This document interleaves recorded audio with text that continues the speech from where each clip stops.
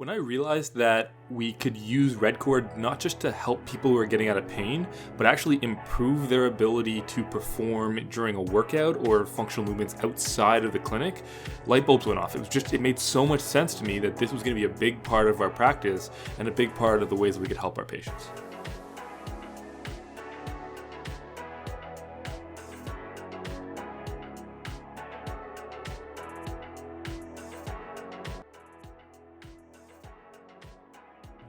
Another one of those things about Redcord is the ability to identify movement patterning and engagement problems. So when you put a patient in the bridge position and you put a yoga block between their legs, almost instantly you can see that it's a lot harder for certain people. And that's a sign that there's this dysfunction and poor relationship between the adductors and the abdominals and the gluteal muscles and all those put together. And that relationship between the abdominals and the adductors is something that I've seen so often and so consistently, not only through Redcord, but also through manual therapy and through acupuncture. And that's been so reinforced in my mind.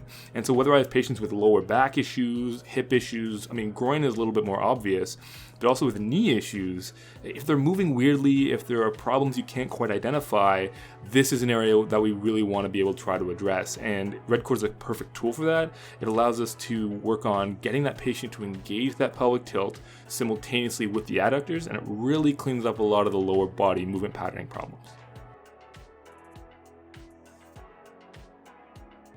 From a physiological standpoint, what we're doing with Redcord is essentially providing a huge source of proprioceptive information that allows us to repattern the way the body moves.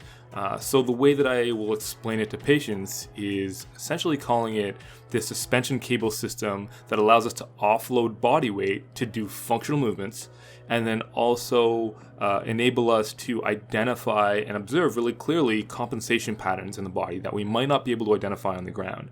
And then it gives us the tools and the ability to cue movement more effectively to address those problems, and then it translates to functional movements on the ground as well.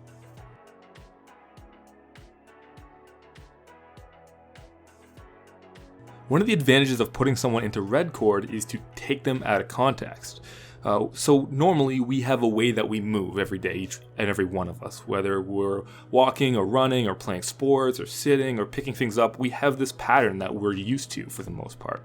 But as soon as we get someone into one of these positions in Redcord, our body no longer has those preconceived notions about where we are in space and how to orient ourselves. And so the value of Redcord is to take someone out of their environment, take them out of context, put them in a different environment, and then teach them the movement skills and the body awareness that will actually translate back into their environment.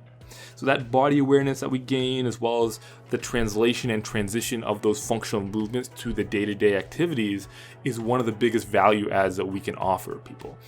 Their ability to move better, but also to know how they're moving and to do so in a more efficient and effective way.